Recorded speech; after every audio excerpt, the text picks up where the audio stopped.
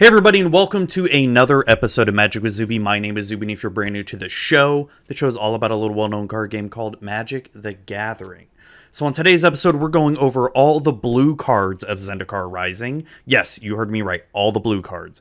The best color of Magic. But anyways, so this is my typical set review that I do for all standard sets. And if you're looking for the inside scoop on how to win the game or anything like that, you've come to the wrong video. This is just more for those casual normies out there like myself and others that are out there that just want to know, hey, are these cool cards or not? Maybe, who knows? If not, hey, cool. Or could they be good in Commander? Awesome. Yeah, they very well could be. You don't know. I don't know.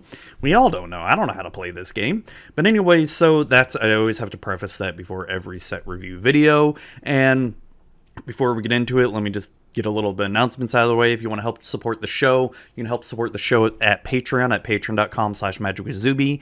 You can also reach out to me on Twitter at magicwithzuby, on Instagram at magic_with_Zuby, and you can email me with any questions you may have at mtgzuby@gmail.com.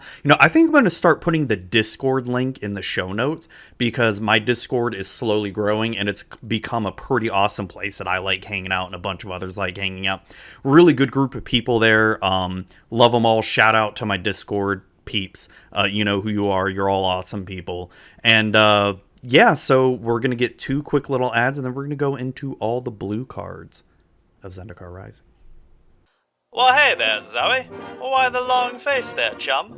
I just want to order some magic cards, but the shipping was too expensive. Too expensive? Well, did you know if you go to legitmtg.com, you can order any magic cards, and anything over $2 or more has free shipping. Wow, free shipping's at legitmtg.com. That's amazing. You heard that right, Zoe. Free shipping at legitmtg.com with any order over $2 or more. Be sure to visit today and get the best deal on Magic singles and Magic sealed product available. Wow, that's amazing! And that is how you beat the latest standard meta with Abzan. Ugh, it feels like there's no Magic content out there for someone like me. Someone who doesn't want to be competitive. Someone who is... Who is... a normie? Yeah, exactly! A normie! Well, have I got the show for you, the all-new Magic for Normies show. Hi, I'm Pixie. And I'm Zuby. Together, we host the all-new Magic for Normies. It is the Magic the Gathering show for all your normie needs. We don't care what deck got into the top 8 or what deck is winning. We care about having fun playing Magic. That's right, Pixie. You can watch us on Pixie's Twitch channel at twitch.tv/PixieKittenPlays and catch the VOD on our YouTube channel, Pixie Kitten Plays. If audio is your thing, you can find episodes on the Magic with Zuby RSS feed. Magic for Normies. Alright, so starting off with the blue cards here, our first card is Anti-Cognition. For 1 and a blue, it's an instant counter spell. Counter target creature or planeswalker spell unless its controller pays 2. If an opponent has 8 or more cards in their graveyard, instant counter that spell, then scry 2. So mill definitely seems to be a thing in blue that you can do when you're feeling cool. I tried to make that rhyme, but I failed. So I mean, on the surface of it, this is a really good early counter spell for countering a lot of creatures or planeswalkers because creatures are, your bread and butter in limited. So really good, decent card, more of a mid to late pick if you know you're going in blue. This is a handy card to have in your deck there. Next up, we've got Beyin Veil. 1 and a blue, it's an instant. Creatures your opponents control get -2, -0 until end of turn. Pretty decent, pretty decent combat trick, and this is common of stuff that we see on blue. But the cool thing is a double face card in case you need a land. Boom. So, I'm really little sidebar here. I'm wondering if these games, this is what I'm excited about with drafting Zendikar and playing sealed of it, because I'm wondering if this is going to help us cause us not to get mana screwed, because we all know those are those games where you get mana screwed so bad. So I'll be interested to see how often you may either get mana screwed or mana flooded. Is this going to allow you to play less lands in your deck as well too? I guess we'll have to wait and see. Next up, we've got Bubble Snare for 1 blue. It's an enchantment aura with kicker for 2 and a blue, so for 4 mana altogether. You can enchant creature. When this enters the battlefield, if it was kick, tap enchanted creature doesn't untap during its controller's untap step. So there's that really pesky creature you want to get rid of, and if it's not tapped, then boom, you pay 4 mana for the kicker cost for it. And then if it is tapped, you let it attack you, boom, just 1 blue mana. These are always really handy enchantments to have, and enchantments are always hard to get rid of in Limited, so very good if you're in blue, and this common kind of card, and I like how cheap it is too. Yeah, the kicker is a little bit expensive, but, for it being a common, we can let it slide there. Next up, we've got Cascade Seer for 3 and a blue. It's a Merfolk Wizard. It's a 3/3, 3/3 for 4.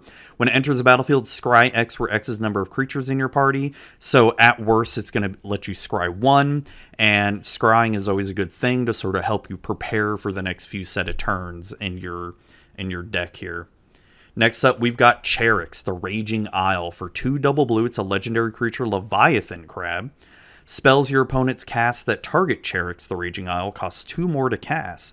And you can pay 3, and Cherix gets plus X and negative X until end of turn, where X is the number of islands you control. So it's a 0/17. Now, I think when I was on Magic for Normies, when Pixie and I were talking about this was not like a pack one, pick one for me. And I'm still... There'd have to be like nothing else better in the pack, like no other good remover or no good creatures, because this would be fun to play. Like, I'm not doubting, like, it'd be really fun to play. Like, hey, I'm going to swing with the 0/17, boop, pay 3, and oh, nope, now swing you with 17 damage. If you give this thing trample, though, oh, dang, that's going to be disgusting. Very disgusting. So, yeah, if there's nothing better in your pack, then yeah, pick this, for sure. Next up, we've got Chilling Trap for 1 blue mana. It's an instant. Target creature gets -4, -0 until end of turn. If you control a wizard, draw a card. Hey, always good, and in this set, it does not seem like it's hard to control a wizard, so you possibly have a 1 mana cantrip if possible. More of a mid to late pick, though. Nothing too early there. Next up, we've got Cleric of Chill Depths. It's 1 and a blue Merfolk Cleric. It's a 1/3. Whenever this blocks a creature, that creature doesn't untap during its controller's next untap step. Super handy to have. Even if you're going to block this and let it die, that big creature now can untap. So good. So good for slowing your opponent down. Yeah, I like this a lot. More of a mid to late pick. Next up, we've got Concerted Defense for 1 blue mana. It's an instant. Counter target non-creature spell. Unless its controller pays 1 plus an additional 1 for each creature in your party. So at worst, they'll have to pay an additional 1. At best, they'll have to pay an additional 5, which would be really awesome for it. So not a bad little negate spell for Limited there. Next up, we've got Confounding Conundrum for 1 and a blue. It's an enchantment. When this enters the battlefield, draw a card. Whenever a land enters the battlefield under an opponent's control, if that player had another land enter the battlefield under their control this turn, they return a land they control to its owner's hand. Okay, so if they manage to ramp up and play 2 lands, your opponent plays 2 lands a turn, on their second land, they're going to have to return a land. In Limited, this is trash. Complete, utter trash. Unless ramp is like a huge deal. I mean, if anything, could be a sideboard card, but I would not waste a slot for this. This could be handy in standard or historic where ramp is rampant, haha, no pun. Or it could even be decent in EDH as well, too, if you want to slow down all that ramping that loves to happen in EDH. So I find this to be more of a constructed card. In Limited, it's complete trash, in my opinion. If I were to do a grading scale from A to F, this would be a G. So next up, this is a Coral Helm Chronicler. Coral Helm Chronicler. Blech, that's hard to say. 2 and a blue Merfolk Wizard. It's a 2/2 for 3. Whenever you cast a kick spell, draw a card, then discard a card. Okay, cool. There's plenty of kicker to be able to have that happen. When this enters the battlefield, look at the top 5 cards of your library. You may reveal a card with a kicker ability from among them and put it into your hand. Put the rest on the bottom of your library in a random order. Now, this isn't like a very exciting pack one, pick one. It could be very decent with the amount of kicking that happens. So at worst, it allows you to look through the top 5 cards of your library and pick one of them with kicker if you have any. And if not, then you just basically put 5 cards on the bottom of your library and hopefully helps you dig through the card that you need. Other than that, this is a really good kind of card if you're going heavy into kicking. Next up, we've got Cunning Geyser Mage. For 2 and a blue, it's a human wizard. It's a 3/2 with the kicker cost of 2 and a blue. When this enters the battlefield, if it was kicked, return up to 1 other target creature to its owner's hand. So for 6 mana, you can bounce one of your opponent's creatures, and that's not too bad of an ability. If you have Cunning Geyser Mage and Corahelm Chronicler, hey, you also get to draw a card as well, too. So not all too bad, but, not the worst. Definitely more of a mid to late pick. Next up is probably one of my favorite cards in Zendikar Rising, Deliberate. For 1 and a blue instant, it's a scry 2, then draw a card. This has to be, if you're going in blue, this has to be an early pick. Because scrying 2 and drawing card, so good. Such a good card. This will definitely see play in Constructed as well, in my opinion. And as well, this is such a good cantrip for EDH as well, too. Because when you look at some of the other cantrips, like Ponder, Preordain, Serum Visions and all that, they're getting up there in price. They're a couple bucks, and for budget-minded players, Deliberate is going to be a perfect, inclusion for you and your EDH decks. Next up, we've got Expedition Diviner. For 3 and a blue, it's a Merfolk Wizard. It's a 3/2 with flying. Okay, cool. You've grabbed my attention. As long as you control another wizard, when Expedition Diviner has, when this creature dies, draw a card. Okay, not bad. So there's plenty of wizards in blue, so pretty easy to, get into that. And, even if you don't have a wizard out, a 3/2 flying for 4 is not bad in limited at all. It's pretty decent card. Next up is Field Research. For 2 and a blue, it's a sorcery. Has a kicker cost of 2 and a blue. You can draw 2 cards. If this spell was kicked, draw 3 cards instead. So for 6 mana, you can draw 3 cards. And in a format like Limited, that's really not that bad at all, having to draw 6 cards for 6 mana. Or not 6 cards, 3 cards for 6 mana. Whoops, reverse that, strike that.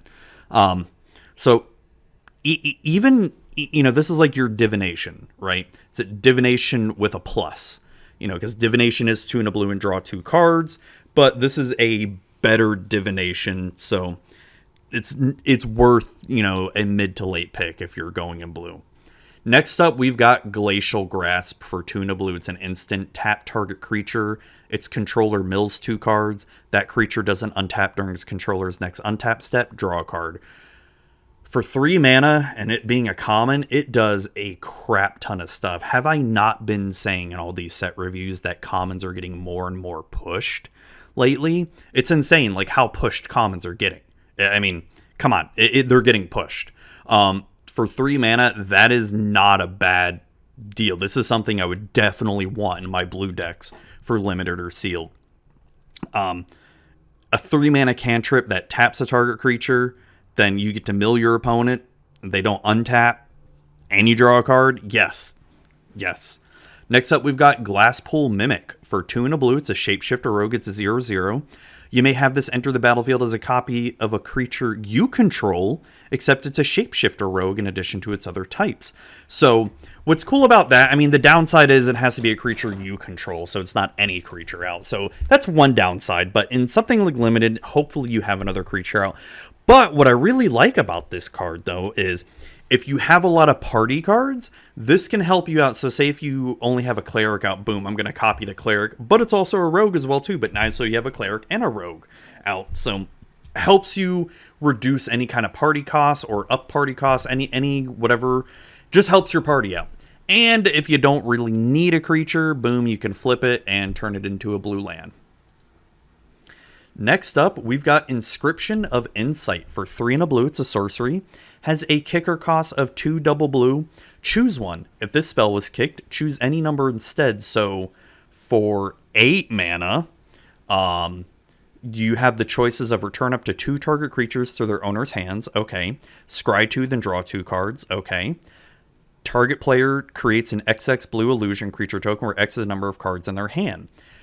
For a sort of bombish type card, this is not too bad considering for 8 mana.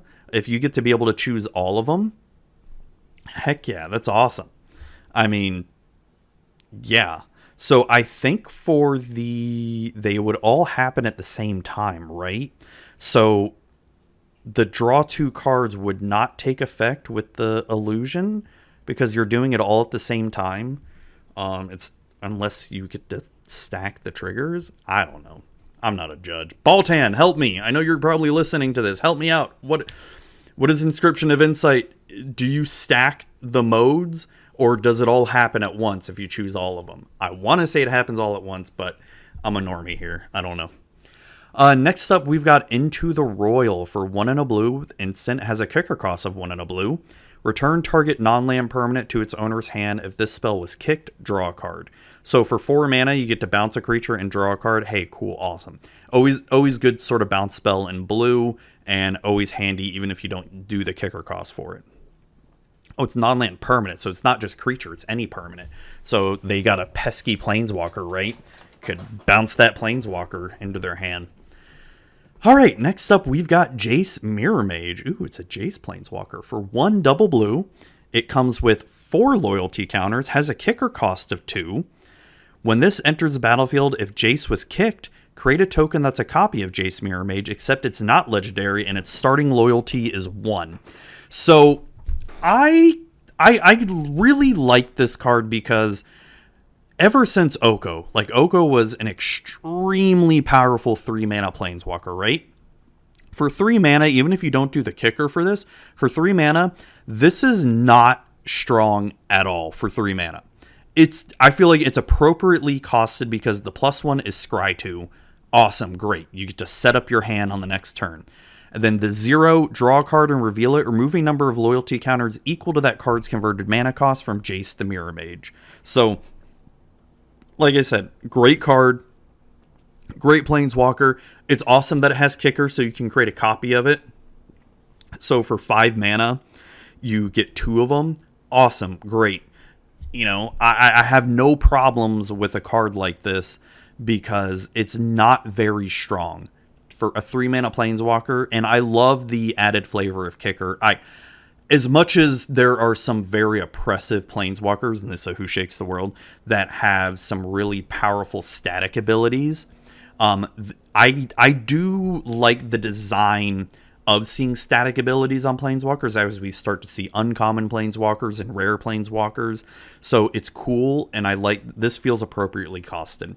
Sorry for going on that tangent, but I just had to say that. Next up, we've got Jawari Disruption. For 1 and a blue instant, counter target spell unless its controller pays 1. So this is always a good handy spell to have if, you know, they're going to play a big bomb and they have all their mana tapped out, and boom, you play that, counter target the spell. And it's always handy because you could always make it, oops, I did not mean to do that. Go back. You can always make it into a land as well too. All right, next up, we've got Living Tempest. For 4 and a blue, it's an elemental creature. It's a 3/3 for 5. Okay, not too bad. I mean, not the greatest, but it has flash and flying, so you get to play it at the end of your opponent's end step or as a blocker as well too. Pretty handy common creature to have to fill out your blue deck. Next up, we've got Lull Mage's Domination. It's an X triple blue sorcery. This spell costs 3 less to cast if it targets a creature whose controller has 8 or more cards in their graveyard. Gain control of target creature with converted mana cost X. So it costs 3 less. Okay. So it definitely seems like mill is a thing in blue. And, you know, a gain control card, always pretty decent to have. The cost is a bit restrictive with the 3 blue. But if you're playing 2 colors, it's not too hard to get. So definitely more mid to late pick. Next up, we've got Maddening Cacophony. For 1 and a blue sorcery and has a kicker cost of 3 and a blue, each opponent mills 8 cards. If this spell was kicked, instead each opponent mills half their library rounded up. Oh my gosh. I don't think I've seen this card. Like I will state a lot of these cards I'm looking at for the first time. So each opponent mills 8 cards if it was kicked. It only costs 40. So 6 mana. You get to mill your... I would pack one, pick one this. 100%. Just to pay 6 mana and have them mill half their library. Yes.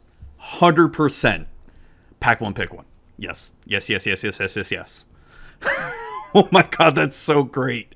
I love it. Oh my gosh. So let's be real here. Would this be playable in limited? Yeah.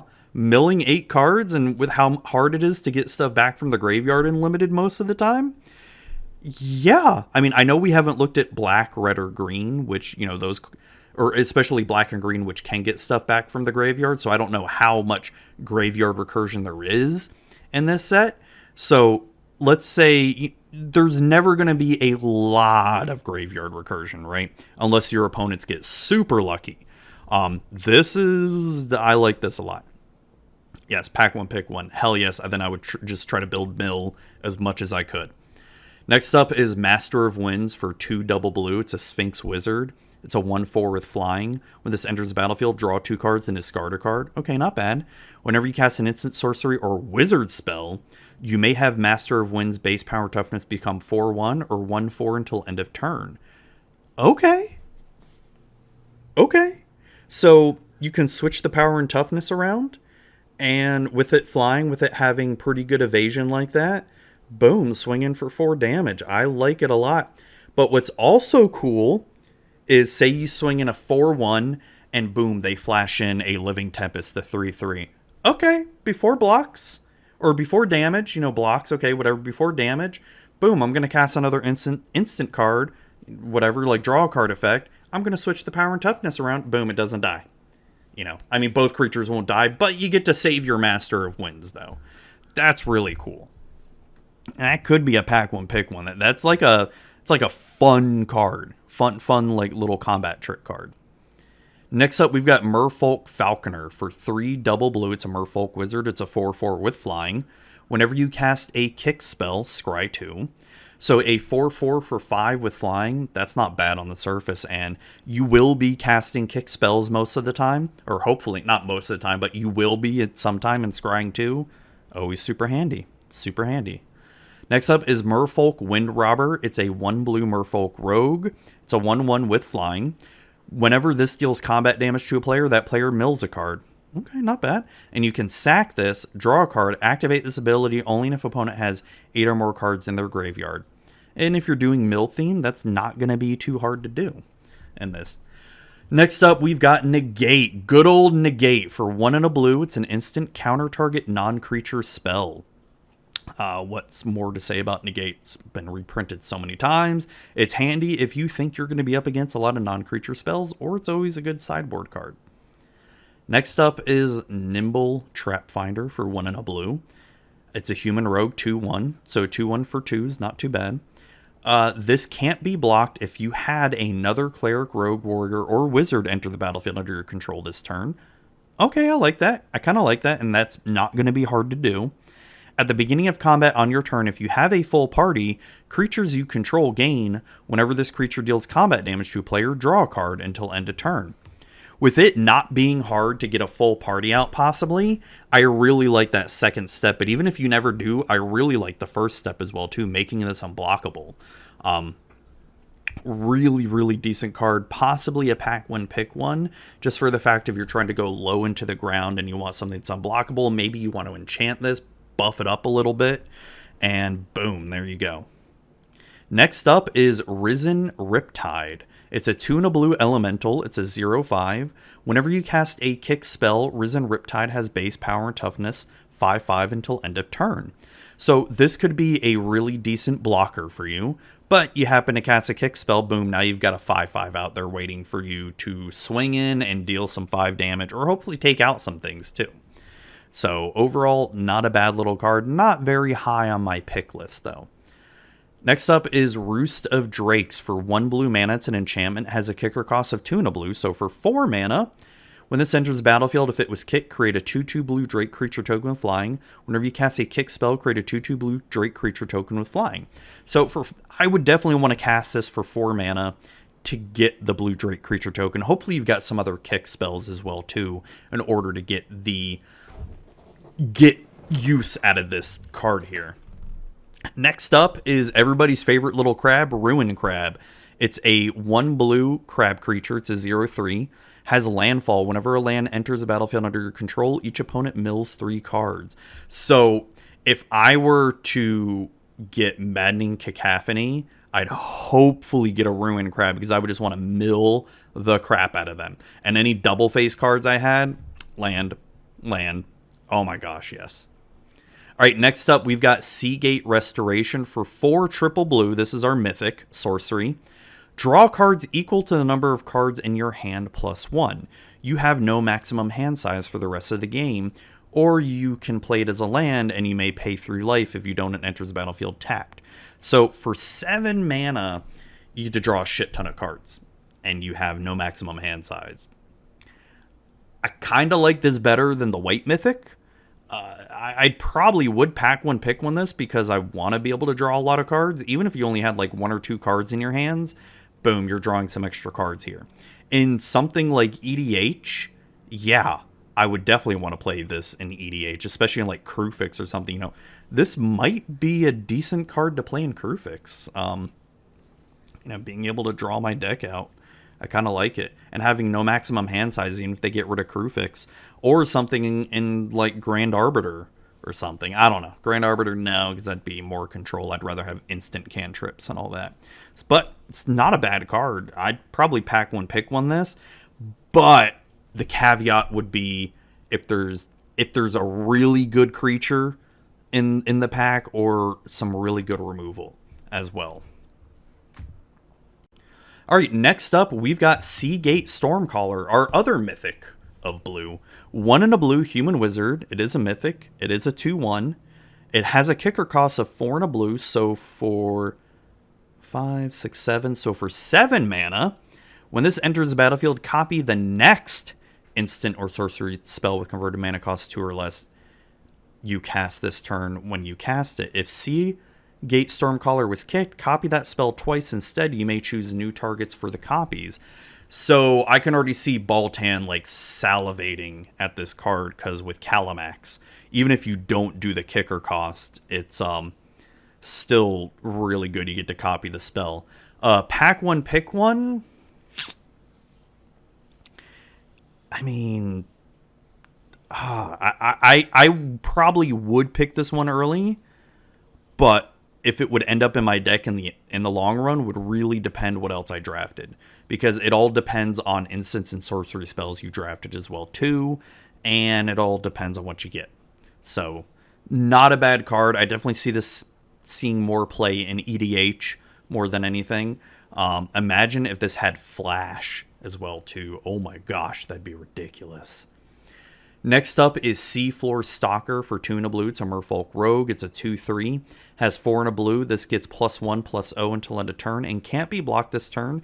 This ability costs 1 less to activate for each creature in your party. So this is always a good kind of creature to be able to play more during late game. Or you play it early, but then during your later game when you have more mana to spend, boom, you have a possible unblockable creature and you can pump it up multiple times, and hopefully it costs a little bit less to activate for each creature in your party. And right away, this is going to cost 1 less because it's not for each other creature, so it counts itself. So it's always going to cost 4 mana to activate this, unless I'm wrong.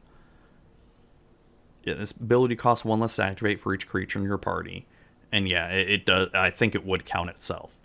Next up, we've got Shell Shield for 1 blue mana. It's an instant, kicker cost of 1. Target creature you control gets +0/+3 until end of turn. If this spell was kicked, that creature also gains hexproof until end of turn.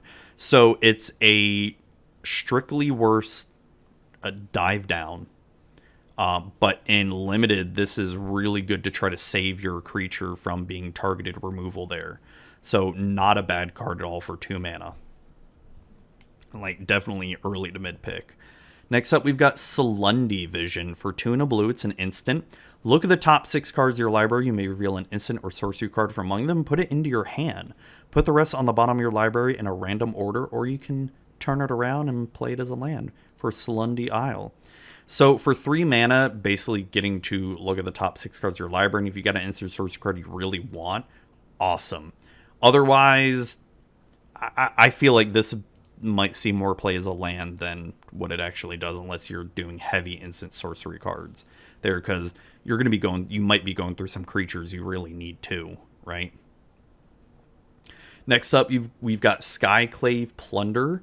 For 4 and a blue, it's a sorcery. Look at the top X cards of your library, where X is 3 plus the number of creatures in your party. Put 3 of those cards into your hand, with the rest on the bottom of your library in a random order. So for 5 mana, you get to look at the top X cards of your library, where X is 3 plus the number of creatures in your party. So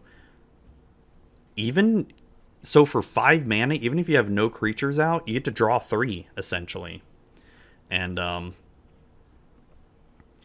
that's pretty dang good. Yeah. So hopefully you have some creatures out when you play this to make this even more useful. So it's not a bad little draw effect card there. Next up, we've got Skyclave Squid. For 1 and a blue, it's a squid creature. It is Defender with 3/2. Whenever a land enters the battlefield under your control, this can attack this turn as though it didn't have Defender. Hopefully that's not going to be too hard to do, but this could be a nice little chump blocker as well too, to stop one of your opponent's creatures. More on the mid to very late pick. I wouldn't put this high on my priority list. Next up, we've got Sure-Footed Infiltrator. For 3 and a blue, it's a Merfolk Rogue. It's a 2/3. Tap another untapped rogue you control. This can't be blocked this turn. Whenever this deals combat damage to a player, draw a card. Okay, with rogues being out there, having another unblockable creature, always handy to have.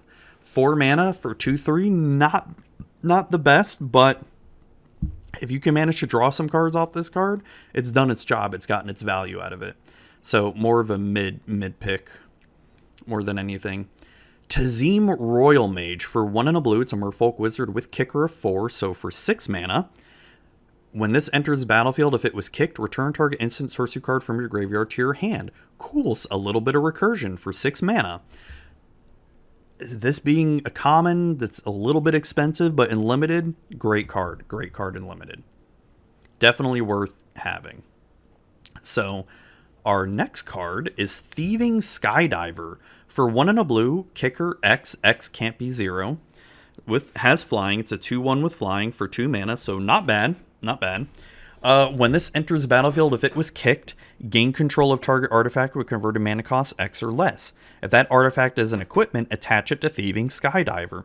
So in limited, could be decent. I mean, there's not always going to be a lot of artifacts in play in limited. So I would probably still pick one this, because you never know when they could play a pesky equipment or a pesky artifact that you need to get rid of. But this is going to see some play in EDH as well too, because being able to steal a really good artifact out there, heck yes. I can even see this seeing play in standard or standard or historic, for being able to steal a what do you call it, the Embercleave? Yes, heck yes. Like it a lot. Or Shadow Spear, something like that. Next up, we've got Yamara Wizard. For 4 and a blue, it's a Merfolk Wizard. It's a 4/3, so 4/3 for 5. Not the greatest, but it's okay. Whenever you cast an instant sorcery or wizard spell, this gains flying until end of turn. Okay, that's a little bit better. So hopefully, you can get some value out of this and make it flying. So that's not too bad. Or if you're finding it useless and you're running out of land and you're not getting any land you need, boom, you can just play it as a land. So this could be an early to mid pick if you're going in blue.